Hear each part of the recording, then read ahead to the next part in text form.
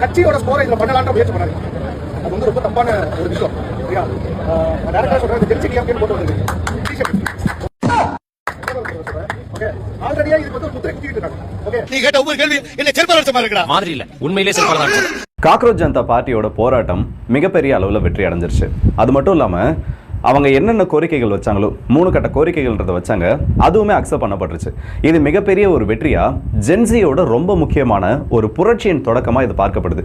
காரணம், central government 2016 Modi அவர்களோட தலைமையின் கீழ் உருவான ஒரு வலுவான ஒரு அரசாங்கம் முதல் முறையாக ஒரு போராட்டத்தை பார்த்து பயந்துருக்காங்க.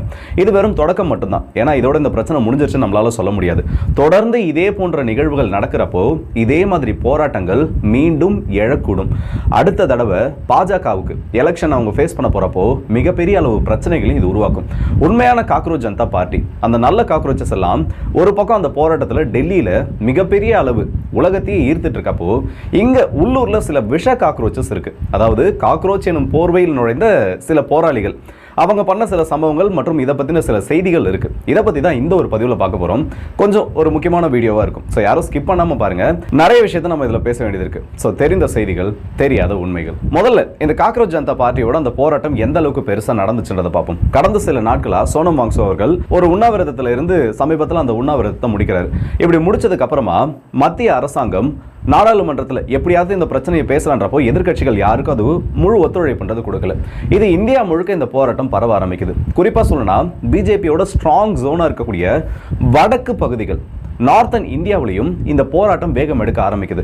வயசு வித்தியாசம் இல்லாமல் இது ஜென்சியோட ஒரு போராட்டமாக, 2000வது ஆண்டு அதற்கு அப்புறம் பிறந்த மாணவர்களோட ஒரு போராட்டமாக இது பார்க்கப்பட்டது. ஆனால் வயசு வித்தியாசம் இல்லாமல் 50 வயசில் இருக்கவங்க, 60 வயசில் இருக்கவங்க எல்லாருமே இந்த போராட்டத்துக்கு ஆதரவு தெரிவித்தாங்க. ஏன்னா இதில் பாதிக்கப்பட்டது மாணவர்கள் மட்டும் இல்லை, அந்த மாணவருடைய பெற்றோர், அவங்க கூட இருக்கவங்க, அவங்களோட நட்பு வட்டாரத்தில் இருக்கவங்க, அவங்களோட வெல்விஷர்ஸ்னு சொல்லிட்டு ஒரு மாணவனை சுற்றி இத்தனை நபர்கள், ஒரு மாணவனும் மாணவியும் சுற்றி இத்தனை நபர்கள் பாதிக்கப்பட்டு இருக்காங்க. இன்னைக்கு பிஜேபி கவர்மெண்ட் கிட்ட இருந்து ஒரு அறிவிப்பு வருது. சரியா பார்த்தா மதிய டைம்ல இந்த அறிவிப்பு வந்துச்சு. இதற்கு காரணமா சிஜேபினால குற்றம் சாட்டப்பட்ட இவர் தான் இதுக்கு காரணம், அவர் அக்கௌண்டபிலிட்டி எடுத்துக்கணும்னு காமிக்கப்பட்ட தர்மேந்திர பிரதான், மத்திய கல்வி அமைச்சர், இந்த பதவியை ராஜினாமா பண்றதா அறிவிச்சாரு. அறிவிச்சது மட்டும் இல்லாம ஏன் ராஜினாமா நான் பண்றதே ஒரு விளக்கமா கொடுத்திருந்தாரு. மாணவர்கள் வந்து தங்களோட நேரத்தை வீணாக்கி இந்த போராட்டங்கள்ல ஈடுபடுறதை நான் விரும்பல, அவங்களோட எதிர்கால நலனை கருதி நான் இந்த போராட்டத்துக்கு மதிப்பு கொடுத்து என்னோட பதவி விலகிறேன்னு சொல்லி ஒரு எக்ஸ்பிளனேஷன் கொடுத்துட்டு வெளியில போயிட்டாரு. ஸோ இது காக்ரோச் ஜனதா பார்ட்டிக்கு கிடைச்ச மிகப்பெரிய ஒரு வெற்றி. ஆனா அதோட அவங்க அந்த போராட்டத்தை வாபஸ் வாங்கல. அடுத்த 2 கோரிக்கைகள், 3 கோரிக்கைகள் வச்சிருந்தாங்க. அதுல ஒன்று மட்டும்தான் இந்த அமைச்சர் பதவி விலகணும்ன்றது. இரண்டாவது, உயிரிழந்த மாணவர்களோட குடும்பத்துக்கு 1 கோடி ரூபாய் கொடுக்கணும் இழப்பீடா. மூணாவது, இந்த போராட்டத்தில் கலந்து கைது பண்ணப்பட்ட யாரின் மீதும் வழக்கு போடக்கூடாது. இதையெல்லாம் அக்செப்ட் பண்ணா மட்டும்தான் இந்த போராட்டத்தை நாங்கள் முடிச்சுக்கணும் ஒரு அறிவிப்பை கொடுக்குறாங்க. அடுத்த பேச்சுவார்த்தை நடக்கிறப்போ இது எல்லாமே சென்ட்ரல் கவர்மெண்ட்னால அக்செப்ட் பண்ணப்பட்டுச்சு. 2015 ராஜ்நாத் சிங் அவர்கள் ஒரு விஷயத்தை சொன்னார், எங்களோட கவர்மெண்ட் வந்து எந்த ஒரு மினிஸ்ட்ரி ரிசைன் பண்ண விடாது, அந்த அளவுக்கு எங்களோட கவர்மெண்ட் வீக்கானது கிடையாதுன்னு சொல்லக்கூடிய அளவுக்கு அவரோட பேச்சுக்களானது இருந்துச்சு. ஆனா அப்படி இருக்கக்கூடிய ஒரு கவர்மெண்டோட அமைச்சரையே பதவி விலக வச்ச அந்த பெருமை இந்த சிஜேபியை சாரும். இந்த அளவுக்கு ஒரு புரட்சிகரமான ஒரு விஷயத்தை வடக்குல இருக்கக்கூடிய காக்ரோச்சஸ் பண்ணிருக்காங்க. ஆனா நம்ம இங்க உள்ளூர்ல இருக்கக்கூடிய சில காக்ரோச்சஸ் இருக்கு. சென்னையில போராட்டம் நடந்துட்டு இருக்குப்பா, வடக்கு கதையை அப்படியே விட்டுருங்க, வடக்கு கதை முடிஞ்சிருச்சு, பெரிய ஒரு வெற்றி அவங்களுக்கு கிடைச்சிருச்சு. இப்போ தமிழ்நாட்டில் நடக்கக்கூடிய அந்த ஒரு அரசியலுக்கு வரும். தமிழ்நாட்டில் கடந்த ஒரு நேற்று நைட்ல இருந்து பார்த்தோன்னா நிறைய இடத்துல இவங்க எக்ஸ்போஸ் ஆக ஆரம்பிச்சிட்டாங்க. பிரச்சனை என்ன? நீட் வேணும் வேணாம். நீட் வேணுன்றவங்க இந்த போராட்டத்துக்கு வரல. அங்கே நடக்கிறது நீட்டை ரெகுலேட் பண்ணணும்னு போராட்டம், இங்கே இவங்க பண்ணுறது நீட்டை பேன் பண்ணணும்னு போராட்டம். போராடுறது யாருன்னு பார்த்தோன்னா காக்ரோச் ஜனதா பார்ட்டி. எந்த ஒரு கட்சியை சார்ந்த நபர்களும் இதில் பங்கேற்க மாட்டாங்க, எந்த ஒரு கட்சியும் எங்களுக்கு ஆதரவு கொடுக்க வேண்டாம்னு டெல்லியில் சிஜேபி காக்ரோச் ஜனதா பார்ட்டியோட தலைவராக இருக்கக்கூடிய அபிஜித் தீப்கே அவர்கள் ஒரு அறிவிப்பு கொடுக்குறாரு. அண்ட் அது மட்டும் இல்லாமல் டெல்லியை தவிர மற்ற எந்த இடத்துலையும் நாங்கள் போராட்டம் நடத்தலை, அப்படி நடக்கக்கூடிய போராட்டத்துக்கு எங்களுக்கும் எந்த சம்மந்தமும் இல்லைன்னு இத்தனை பேர் மூஞ்சிலையும் அரைஞ்ச மாதிரி பொழிச்சுன்னு அரைஞ்ச மாதிரி ஒரு வார்த்தையை சொன்னார். ஆனால் அப்படி இருந்து இங்கே இருக்கக்கூடியவங்க கேட்கல.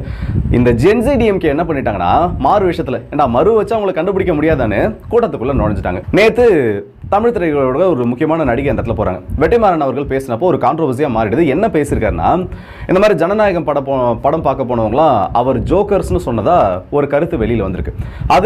இது இவங்க பதில் கொடுக்குறப்போ உள்ளே வந்து பேசணும்னு நினைக்கிறாங்க. நீங்கள் வந்து கவர்மெண்ட்டை அப்போஸ் பண்ணி பேசுகிற மாதிரினா உள்ளே போங்க, இல்லை நீங்கள் அந்த கவர்மெண்ட்டை அப்போஸ் பண்ணி பேச மாட்டோம், நான் உங்களுக்கு ஆதரவாக தான் பேசணும், இந்த பக்கம் போயிடுங்க, நீங்கள் வெளியில் போயிடுங்கன்ற மாதிரி சொல்லியிருக்காங்க. நான் உள்ளே போய் பேசுகிறேன்னு ஒட்டுமொத்த குரூப்பையும் முடிச்சு விட்டாங்க. உடனே அங்கே இருக்கவங்களை பார்க்கணுமே, அவங்க கிட்ட இருந்து மைக்கை வாங்கிட்டு வெளியில் அனுப்ப ஆரம்பிச்சிட்டாங்க. என்னோட கேள்வி ரொம்ப சிம்பிள் தான். நடக்கிறது மாணவர்கள் போராட்டம். இந்த மாணவர்கள் போராட்டத்துக்கு இவங்க தான் ஆதரவு கொடுக்கணும், இல்லை இவங்க தான் ஆதரவு கொடுக்கணும்னு எதுவும் கிரைட்டீரியா இருக்கா? படத்துக்கு போயிட்டாங்களாம், படத்துக்கு போயிட்டு ஆதரவு கொடுக்க வந்தவங்களா ஜோக்கர்ஸ்னா, நேற்று அந்த போராட்டத்தில் பெரிய போராளி மாதிரி பேசின அந்த புரட்சிகர போராளிகள், புரட்சிகர டைரக்டர்கள் இன்னைக்கு என்ன பண்ணிட்டு இருக்கான்னு பார்ப்போமா? பீம்ஜி, அதாவது திரு ரஞ்சித் அவர்கள் பெரிய அளவுக்கு வசனங்கள் பேசினார். 8 தலித் அமைச்சர்கள் வச்சு என்ன பண்ண முடியும், அவங்களாம் எங்களுக்கு தலித்துனே தெரியாது, நல்லா அதாவது ஸ்மூத்தாக போயிட்டு இருக்கிறத கிளறி விடுறாராமா. அடுத்த நாளே ஷூட்டிங் கிளம்பி போயிட்டாரு. அப்போ உங்களுக்கு நீட்டை பற்றி பிரச்சனை இல்லை, உங்கள் தொழில் உங்களுக்கு நல்லபடியாக நடக்கணும். அடுத்ததாக திரு வெற்றிமாறன் அவர்கள், திரு அமீர் போன்றவர்கள் எல்லாம் இந்த ஒரு நாள் போராட்டத்தில் என்னென்ன வசனம் பேச முடியுமோ எல்லாத்தையும் பேசிட்டு கிளம்பிட்டாங்க. இந்த வசனத்தில் இவங்க பேசிட்டு இருக்கப்பவே சன் பிக்சர்ஸோட தயாரிப்பில் டிசின்னு சொல்லக்கூடிய ஒரு படம் வருது. இந்த படத்துக்கான ப்ரமோஷன், அதற்கான நிகழ்ச்சிகள்னு சொல்லிட்டு எந்த ஒரு கட்சிக்காக இவங்க சப்போர்ட் பண்ணிட்டு இருக்காங்களோ அந்த கட்சியை சார்ந்த ஒரு நபர், அவரோட தலைமையில் அந்த நிறுவனம் இருக்கு, அந்த நிறுவனத்தோட படம் உருவாகிட்டு இருக்கு, அந்த படத்துக்கான ப்ரமோஷன்ஸ் போயிட்டு இருக்கு. எங்களை எல்லாம் பார்த்தா உங்களுக்கு எப்படி தெரியுது, ஜனநாயகனை அப்போஸ் பண்ணுவீங்க இந்த டைம்ல, என்டர்டைன்மெண்ட் வேணான்னு. ஆனா யார் உங்களை தூண்டி விட்டாங்களோ அவங்க எடுக்கக்கூடிய படமே அந்த இடத்துல ப்ரமோஷன் பண்ணுவாங்க, அதுக்கு நீங்க போயிடுவீங்க. முன்னாடி நின்று புரட்சிகரமான கருத்துக்களை பேசிட்டு அடுத்த நாளே ஷூட்டிங்கை பார்க்க போயிடுவீங்க. நடுவில் அக்கா தேவதர்ஷினி எல்லாம் சரியான ஃபன் பண்ணி மாட்டிக்கிட்டாங்க. உள்ள நீட்டு ஒரு தாயா என்னோட மனம் அந்த அளவுக்கு கஷ்டப்படுதுன்னு 2 நாளைக்கு முன்னாடி நீங்க தான் அந்த நீட் எக்ஸாமோட அந்த கோச்சிங் சென்டருக்கு போயிட்டு நீங்க கண்டிப்பா டாக்டர் ஆகலாம், இந்த இடத்துல கோச்சிங்லாம் வந்தானே, பணம் வாங்குறப்போ ஒரு பேச்சு, பேமெண்ட் முடிஞ்சதுக்கு அப்புறம் ஒரு பேச்சு. என்னன்னா ஒவ்வொருத்தங்களா எக்ஸ்போஸ் ஆக ஆரம்பிச்சிட்டாங்க. இது ஒரு கேட்டகரியாச்சா? தமிழ்நாட்டில் நடந்தது உண்மையிலே காக்ரோச்சஸோட அந்த ஒரு போராட்டம்னு பார்த்தோம்னா அந்த இடத்துல தான் சிக்கலே ஆரம்பிக்குது. காரணம் என்னன்னா, இங்க போன யாருமே நீட்டை பத்தியோ, மெயினான ரீசன் யாரு, நல்ல ஒரு விஷயத்தை புரிஞ்சுக்கோங்க. கவர்மெண்ட், சென்ட்ரல் கவர்மெண்ட்டோ இல்லை சுப்ரீம் கோர்ட்டோ நினைச்சா மட்டும்தான் இந்த நீட் எக்ஸாமை கேன்சல் பண்ண முடியும். அதை தாண்டி கல்வியை மாநிலங்களோட பட்டியலில் கொண்டு வந்தா இதை மாற்றலாம்னு சொல்றாங்க. ஆனால் அதுக்கும் சென்ட்ரல் கவர்மெண்ட்டோட பெர்மிஷன்றது தேவை. இப்போ ஒருவேளை சென்ட்ரல் கவர்மெண்ட் அதில் ஒரு முடிவுகள் எடுத்தாலும் சுப்ரீம் கோர்ட் இதில் தலையிட்டா, எல்லாத்துக்கும் என்ட்ரன்ஸ் டெஸ்ட் இருக்கு, எதுக்கு நீங்க நீட்டுக்கு, அதாவது மெடிக்கல் எக்ஸாமினேஷனுக்கு சொல்லி தனியாக ஒரு டெஸ்ட் வைக்கலன்னு உள்ள கொஸ்டின் கேட்கப்படுதுன்னா அப்பயும் அவங்களால அதை செயல்படுத்த முடியாது. சுப்ரீம் கோர்ட் தான் இந்த இடத்துல ஃபைனல் டெசிஷன் மேக்கர். இது எல்லாத்தையும் தாண்டி ஒரு மாநில அரசுக்குன்னு சொல்லி அந்த அதிகாரம் மட்டும் கிடையாது. இதுதான் ரியாலிட்டி. இதை தாண்டி உங்களை எத்தனை பேர் பிரெயின் வாஷ் பண்ணி வச்சிருக்காங்க, இல்லை மத்திய அரசை விட மாநில அரசு நினைச்சா இதெல்லாம் பண்ண முடியும்னு சொல்லி அந்த ஒரு ப்ரொபகண்டா பண்ணி வச்சிருக்காங்கன்னு தெரியல. ஆனால் இதுதான் உண்மை. இந்த ப்ரொட்டஸ்ட்ல இவங்க அப்போஸ் பண்ணியிருக்கணும்னா யார் அப்போஸ் பண்ணியிருக்கணும்? நியாயமாக சொல்லுங்க, சென்ட்ரல் கவர்மெண்ட் அப்போஸ் பண்ணியிருக்கணும். சென்ட்ரல் கவர்மெண்ட்னா யார் எதிர்த்து பேசியிருக்கணும்? பிரதமராக இருக்கக்கூடிய திரு மோடி அவர்களையோ, இல்ல இந்த பிரச்சனைக்கு காரணமா யாருக்கு ஆரம்பிச்சிருக்காங்களோ இந்த தர்மேந்திர பிரதான் அந்த ஒரு அமைச்சர் பத்தியோ, முன்னாள் அமைச்சர் பத்தியோ பேசிருக்கணும். ஆனா இவங்க பேசினது எல்லாமே விஜய் விஜய் விஜய். இந்த ஒரு வீடியோவை நான் காமிக்கிறேன், அது கீழே இருக்கக்கூடிய அந்த மார்ஃப்ட் இமேஜை பாருங்க. பிரதமர் மோடி அவர்களையும் தமிழக முதலமைச்சராக இருக்கக்கூடிய திரு ஜோசப் விஜய் அவர்களையும் எவ்வளவு கேவலமா ஒரு மார்பிங் பண்ணி காமிக்க முடியுமோ அந்த மார்பிங்கை காமிக்க வேண்டியது. அடுத்து அவங்க பயன்படுத்தக்கூடிய சில வாசங்கள்லாம் பார்த்தோன்னா இவங்களுக்கு அவங்களுக்கு என்னென்ன ஒத்துமைகள் இருக்கு, அதாவது என்னோட எக்ஸுக்கும் விஜய்க்கும் என்ன ஒத்துமை இருக்கு, இதெல்லாம் ரொம்ப கேவலமான கொச்சையான கார்ட்டூன்கள். காக்ரோச் ஜனதா பார்ட்டி டெல்லியில் போராடினப்போ இந்த மாதிரி ஒரே ஒரு பேனரை கூட அவங்க வைக்கல. ஏன்னா அவங்க எல்லாருக்கும் அறிவுன்றது இருக்கு. என்னது அறிவுன்றது இருக்கு. என்ன போராட்டம் நடக்குது, இந்த போராட்டம் அடுத்த கட்டமாக எதை நோக்கி போகுது, நியாயமான முறையில் போராடணும்னு நினைக்கக்கூடிய ஒரு கூட்டம். ஆனால் இங்கே காக்ரோச்சுன்னு சொல்லி உள்ள வந்த கும்பல் எதுவுமே காக்ரோச்சஸ் கிடையாது, எல்லாமே இந்த கொத்தடிமை கூட்டம் தான். இந்த கொத்தடிமை கூட்டத்துக்கு சென்ட்ரல் கவர்மெண்ட் அப்போஸ் பண்ணுறது இப்போதைக்கு ஆகாது. ஏன்னா அடுத்ததா பிஜேபியோட கூட்டணிக்கு போயாகணும். அப்படி இருக்கப்போ பிஜேபி நம்ம டைரக்டாக அப்போஸ் பண்ணோம்னா திரும்ப வெள்ளக்கொடையை பிடிக்கிற மாதிரி ஏதாச்சும் ஒரு சூழ்நிலை வரலாம். அந்த அளவுக்கு போக வேணாம்னு இங்கே இருக்கக்கூடிய ஆட்சியாளர்களை கடிக்க ஆரம்பிச்சிட்டாங்க. இதுதான் உண்மையில நடந்தது. அங்க போராட்டத்துக்கு போன பல நபர்களோட நான் பேசினேன். சென்னையில் இருக்கக்கூடிய பசங்க, ரொம்ப க்ளோஸ் சர்க்கிள் இருக்கக்கூடிய பசங்களாம் போராட்டத்தில் கலந்துக்கலாம்னு சொல்லி போயிருக்காங்க. என்னன்னா அங்க போயிட்டு அந்த சுச்சுவேஷனை பார்த்ததும் இங்க உள்ள நம்ம போறதுக்கு போகாமலே இருக்கலாம். ஒரு மாணவர்களோட போராட்டம் மாதிரியே இல்லை, முழுக்க முழுக்க இந்த குறிப்பிட்ட ஒரு கட்சியை சார்ந்த நபர்கள் அவங்கள மட்டுமே உள்ள அலோவ் பண்ணிட்டு அவங்கள மட்டுமே பேச விட்டுட்டு, அப்போ உங்களோட ப்ரொபகண்டா என்ன? ஜனநாயகத்துக்கான போராட்டம்ன்றீங்க, ஜனநாயகம் வேணான்றீங்க. அப்போ குறிப்பிட்ட நபர்களை மட்டும் பேச விட்டுட்டு நீங்க நினைக்கிறத மட்டும்தான் பேசணும், நீங்க சொல்றதை மட்டும்தான், உங்களோட ப்ரொபகண்டாவை மட்டும்தான் பேசினா அது எப்படி நார்மலான ஒரு போராட்டமா மாறும்? இதனால திரும்பி வந்த நபர்கள் பல நூறு கணக்கானவங்க இருக்காங்க. இதெல்லாம் ஒரு பக்கம் போயிட்டு இருக்கு. ஆனா இவங்க எல்லாருக்கும் விஜயோ இல்ல விஜய் பத்தின அந்த ஆபாசமான சில படங்களையோ காமிக்கிறது மட்டும்தான் இவங்களோட வேலை. இன்னும் சில நபர்கள்லாம் பார்த்தோன்னா பேச முடியல அந்த அளவுக்கு. நேற்று அந்த நடிகை பேசுறப்ப கீழே பார்த்தோன்னா ஒருத்தன் காமிக்க கூடாத ஒரு சிம்பிளை காமிக்கிறான். ஏன்னா உங்க குடும்பத்தில் யாருன்னா இருக்காங்க, இல்லை உங்க அம்மா இருக்காங்கடா, உங்க அம்மா அந்த மாதிரி பேசிட்டு இருக்காங்க, ஏதோ ஒன்று உனக்கு பிடிக்காத பேசுறாங்க, அவங்க முன்னாடி நீ இதை தான் பண்ணுவியா, எங்க காமிச்சுதான் நீ பாரு, என்ன ஏதோ ஒன்று அவங்க பேசுறது உனக்கு பிடிக்குது இல்லை பிடிக்கல, இந்த மாதிரி எல்லாம் விஷயத்தை காட்டுறப்போ இது என்ன மாதிரியான ஒரு மென்டாலிட்டி? இதுதான் வந்து மாணவர்கள் போராட்டமா? எங்க மாணவர்கள் போராட்டத்தில் இந்த மாதிரி ஒரு நிகழ்வு, அங்க லத்தி சார்ஜ் நடந்து யாரெல்லாம் யூனிஃபார்மே இல்லாத ஆஃபீஸர்ஸ்லாம் உள்ள வந்து டெல்லியில் அவ்வளோ பெரிய போராட்டம் நடந்தது. ஒரே ஒரு இடத்துல ஸ்டூடெண்ட்ஸ் இதை பண்ணாங்க, காவல்துறை அதிகாரிகள் பண்ணதை தாண்டி அவங்க அவ்வளோ பெரிய பிரச்சனைகளை பண்ணியிருக்காங்க, அதை தாண்டி மாணவர்கள் இந்த ஒரு தவறான விஷயத்தை பண்ணாங்கன்னு சொல்லி ஒரே ஒரு இடத்துல கூட காமிக்க முடியல. அந்த அளவுக்கு ரொம்ப தெளிவா எல்லாத்தையுமே நம்ம வந்து இந்த போராட்டத்தை இப்படி தான் நடத்தணும், இது வன்முறையாக மாறிடக்கூடாதுன்னு சொல்லி அவ்வளோ கண்ட்ரோலாக பண்ணாங்க. இங்கே ஒரு இடத்துல உட்காந்துக்கிட்டு இந்த மாதிரி கேவலமான ஆக்ஷன்ஸ், இந்த மாதிரி கேவலமான ஒரு சைகையெல்லாம் பண்ணுறது தான் மாணவரோட போராட்டம்னா அது மாணவர்களோட போராட்டமே கிடையாது. இதெல்லாம் ஒரு பக்கம் நடந்து முடிஞ்சிருச்சு. அடுத்தது இன்னொன்று பார்த்தோன்னா, ஒவ்வொருத்தவங்களும் மேடைக்கு போகிறவங்க ஃபுல்லாக இந்த ஒரு ஆள் ஒருத்தர் சுற்றிட்டு இருப்பார், இந்த விஜய்க்கு வந்து சப்போர்ட் பண்ணுறவங்கலாம் அந்த மாதிரி ஒரு பேசி பெரிய பிரச்சனையாகி அதில் அடி வாங்கினவர். அவர் போயிட்டு எங்க இந்த மாதிரி வந்து விஜய் வந்து நீட் எக்ஸாம் கோச்சிங் சென்டர்லாம் முக்கியமான ஒரு இன்வெஸ்டராக இருக்கார், இதனால் வந்து அதாவது அவர் ஒரு பிஸ்னஸ் ஆப்பர்ச்சுனிட்டியாக பார்த்துட்டாரு, அனிதாவோட மரணத்தை பிஸ்னஸ் ஆப்பர்ச்சுனிட்டியாக பார்த்துட்டாராம், இந்த மாதிரி பேசிட்டு இருக்காரு. அறிவுறுன்றது இருக்கா இல்லை இவங்களாம் வந்து உண்மையிலே பைத்தியம் ஆயிட்டாங்களா? எனக்கு புரியல. கல்வி நிறுவனங்கள் வச்சுருக்காங்க, டீம்டு யூனிவர்சிட்டியாக கடந்த 5 வருஷ ஆட்சியில் முக்கியமான 3 கல்லூரிகள் மாறி இருக்கு. ஒரு மருத்துவக் கல்லூரி டீம்டு யூனிவர்சிட்டியாக மாறுறப்போ அதில் நம்ம நாட்டுக்கு கிடைக்க வேண்டிய மருத்துவத்துறைக்கான அந்த சீட்டுகள் ஒதுக்கீடு பண்ணுறதுல குறைவு வரும். அந்த கவுண்டர்ன்றது அங்கே வராது. அப்படி எல்லாத்தையும் பண்ணிட்டு பண்ணவங்க பிஸ்னஸ்மேன் கிடையாது. என்ன தரப்பு வாதம் இது? இல்லை என்ன அஜெண்டாவில் இவங்க வராங்க? இவங்க சொல்கிறது எல்லாத்தையும் நம்ம நம்பிடுவோம்னு நினச்சிட்டாங்களா? இல்லை 70 வருஷத்துக்கு முன்னாடி பண்ண அரசியலே இன்னும் பண்ணால் நம்ம வெளியில் போயிடறோம்னு நினச்சிட்டாங்களா? ஒரே ஒரு சம்பவம் உள்ள ஒருத்தவங்க போகிறவங்க அந்த பேசுறது எல்லாமே எக்ஸ்போஸ் ஆகுது. இதில் நடுவில் இந்த ஜூலி வேற போயிட்டு, இந்த ஜூலி தான் டிஎம்கேவை முடிச்சு விட போகிறது. நீங்கள் வேணா பாருங்க, டிஎம்கேவுக்கு ஒரு டவுன்ஃபால் வரப்போகுது, அதுவும் ஜென்சி டிஎம்கேவுக்கு பெரிய ஒரு டவுன்ஃபால் வரப்போகுதுன்னா அதுக்கு முக்கிய காரணம் இந்த ஜூலியாக தான் இருக்கும். எல்லாம் பேசி முடிச்சிட்டாங்கப்பா, அந்த நடிகை வந்து பேசிட்டு போயிட்டாங்க, இன்னும் நிறைய நபர்கள் வந்து தன்னோட கருத்துக்களை பேசிட்டு போயிட்டாங்க. இதுக்கு முன்னாடியும் அங்கே இருக்கிறது இந்த ஜென்சி கொத்தடிமை தான் எல்லாருக்குமே தெரியும். ஆனால் என்ன பிரச்சனைனா அது அவங்க ஓப்பனாக பேசலை.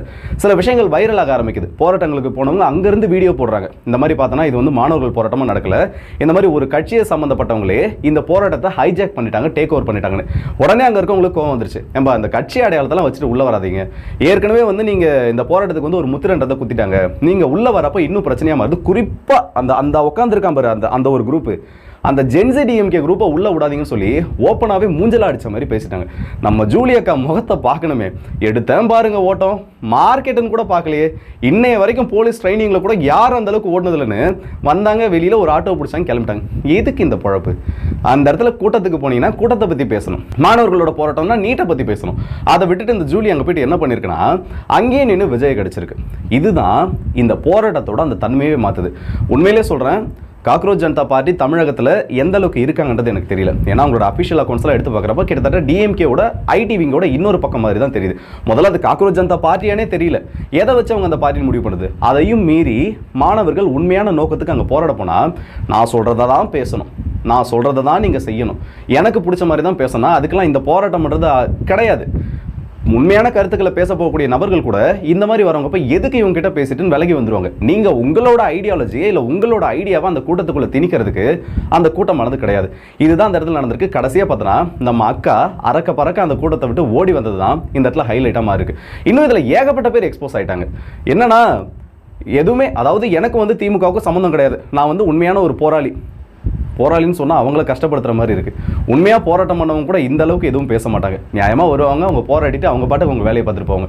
இந்த திடீர் போராளிகள் தான், போராளிகள் என்னும் போர்வையில் ஒளிந்துள்ள பெருச்சாளிகள், இப்படி வேணால் அதை சொல்லலாம். கொத்துசு வேணாம், 200 வேணாம், எதுவும் வேணாம், இதுங்க எல்லாத்தையும் இந்த பெருச்சாலினே சொல்லலாம். இதுங்கெல்லாம் உள்ளே வந்து அந்த போராட்டத்தோட அந்த உண்மையான தன்மையை மாற்றி விட்டுருச்சுங்க. கடைசியில் ஒருத்தவங்க ஐடி எடுத்து பார்த்தா ஸ்டாலினோட நின்ன ஃபோட்டோ, அதுவும் இப்போ ரீசெண்டாக உதயநிதி அவர்களோட நின்ன ஃபோட்டோ, ஃபேமிலி பேக்ரவுண்ட்லாம் சிலது பார்க்குறப்போ பக்கா டிஎம்கே ஃபேமிலி. இவ்வளோ பண்ணி எப்படா கண்டுபிடிக்கிறீங்கன்ற மாதிரி தான். இவ்வளோ தரம் பண்ணியே மண்டை மேலே இருக்கக்கூடிய கொண்டையை மாத்திரியா, இது தாண்டா உன்னை போட்டு கொடுத்துன்னு மொத்த பேரும் டிஎம்கேவோட ஐடென்டிட்டியை வச்சுட்டு உள்ள நுழைஞ்சிட்டாங்க. காக்ரோச் ஜனதா பார்ட்டிக்கு மிகப்பெரிய ஒரு வெற்றி கிடைச்சிருச்சு. இதனால பெரிய ஒரு பாதிப்புக்கு பிஜேபிக்கு ஏற்பட்டுச்சான்னு பார்த்தோன்னா அது 2வது பட்சம் தான். இந்த போராட்டம் சீக்கிரம் முடிஞ்சதில்லை, ஏன்னா அஃபிஷியலாக அவங்க அனௌன்ஸ் பண்ணிட்டாங்க, சரி ஓகே இதோட இந்த பிரச்சனை முடிஞ்சது, அவர் ரிசைன் பண்ணிட்டாரு, அடுத்த ரிஃபார்ம்ஸ் வரும்னு சொல்லியிருக்காங்க. ஏதோ தூரத்தில் ஒரு அழுகை குரல் கேட்குது, யார் இந்த அளவுக்கு தேம்பி அழுதுன்னு பார்த்தனா நம்ம பெருச்சாலிங்க குரூப். ஏன்னா உங்களை நம்பி எவ்வளோ பிளான் பண்ணி வச்சிருந்தோம். இப்படி பாதியில் போராட்டத்தை முடிச்சுட்டு போயிட்டீங்கன்னா நாளைக்கு நான் என்ன பண்ணி இந்த இடத்துல இது பண்ணுறது, எப்படி நான் இந்த இடத்துல தமிழக கவர்மெண்ட்டுக்கு எதிரான என்னோட போராட்டத்தை காமிக்கிறதுன்னு ஒரு பக்கமாக உட்காந்து ஒப்பாரி வச்சுட்டு இருக்காங்க. இதில் அல்டிமேட்டான இன்னொரு விஷயம், அமைச்சர் திரு ராஜ்மோகன் அவர்கள் அந்த இடத்துக்கு போறாரு. அவர் போராட்ட காலத்துக்கு போன உடனே ஓகேப்பா இந்த மாதிரி பிரச்சனைகள் நடந்துட்டு இருக்கு, இதெல்லாம் நம்ம அரசு பண்ணலாம், சில விஷயங்களை பேசிட்டு இருக்காரு. போராட்டத்துக்குன்னு போனவங்க அந்த கொஞ்சம் பேர் தான் போல. அவர் பேசுறதை நின்று கேட்டுருக்காங்க. பக்கத்தில் பின்னாடி இருக்கக்கூடிய ஒரு குரூப், இதே குரூப் தான் உடனே ராஜ்மோகன் அவர்களோட பேரை சொல்லி டவுனா என்னத்தை டவுன் 5 வருஷமா ஒரு கும்பல் வந்த உடனே கையெழுத்து நாங்கள் போடுவோம்னு சொல்லி மொத்த பேரையும் ஏமாத்திட்டு போயிருக்கு. இந்த ஏமாத்திட்டு போன அந்த குரூப்பை கேள்வி கேட்கறதுக்கு இந்த கூட்டத்தில் இருக்க ஒருத்தர் கூட ஐடியா இல்லை நீங்கள் தெரிஞ்ச அது எப்படி நீங்கள் கேட்பீங்க? வெளியில் பிரஸ்காரங்களாம் போட்டு அந்த போல பொழக்கிறாங்க. ஏன்பா 5 வருஷத்தில் நீங்கள் பண்ண முடியாத 2 மாசத்துல தாவேக அரசு பண்ணணும்னு நினைக்கிறது எப்படி? நீங்கள் அப்படி என்ன தான் பண்ணீங்கன்னு கேட்டோன்னா, நாங்கள் தான் ஆளுநர்கிட்ட ஒரு தீர்மானம்லாம் போட்டு கொடுத்தோமே.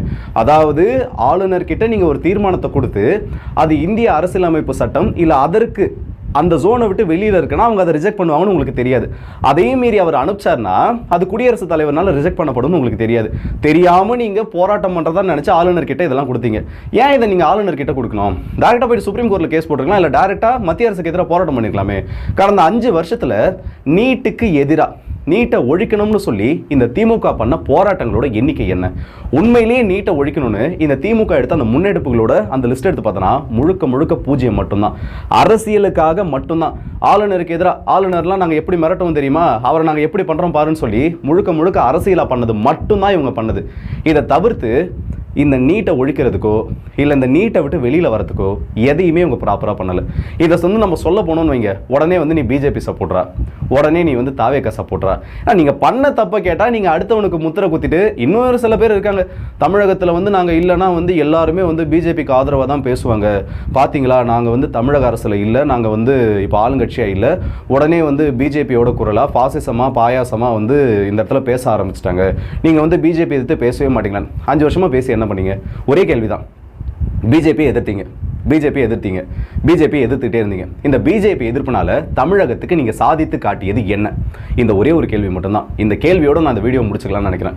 ஒருவேளை உங்க யாருக்காச்சும் அது பதில் தெரிஞ்சா நீங்க தாராளமாக அதை கமெண்ட் செக்ஷன்ல சொல்லலாம். அப்படி இல்லையா, உங்களோட சர்க்கிள்ல இந்த கேள்விக்கு பதில் தெரிஞ்ச யாராச்சும் இருந்தாங்கன்னா அவங்களுக்கும் ஷேர் பண்ணி இந்த கேள்வி நீங்க கேட்கலாம். ஸோ இந்த வீடியோ பத்தி உங்களோட கருத்துக்களை மறக்காம கமெண்ட் செக்ஷன்ல சொல்லுங்க. காக்ரோச் ஜனதா பார்ட்டியோட போராட்டம் வெற்றி அடைஞ்சிருச்சு. ஆனா இங்க காக்ரோச் ஜனதா பார்ட்டி நம்பி போராட்டம் ஆரம்பிச்ச ஒரு குரூப்போட வெற்றி கிட்டத்தட்ட காணல் நீரா போயிடுச்சு. இதை பத்தி உங்களோட கருத்துக்கள் சொல்லி மறக்காம கமெண்ட் செக்ஷன் சொல்லுங்க. சோ தெரிந்த தகவல்கள், தெரியாத உண்மைகள் அடுத்த காணொலிக்கு அனுபவம். அதுவரை உங்களிடமிருந்து உங்கள் ராஜேஷ் கண்ணன்.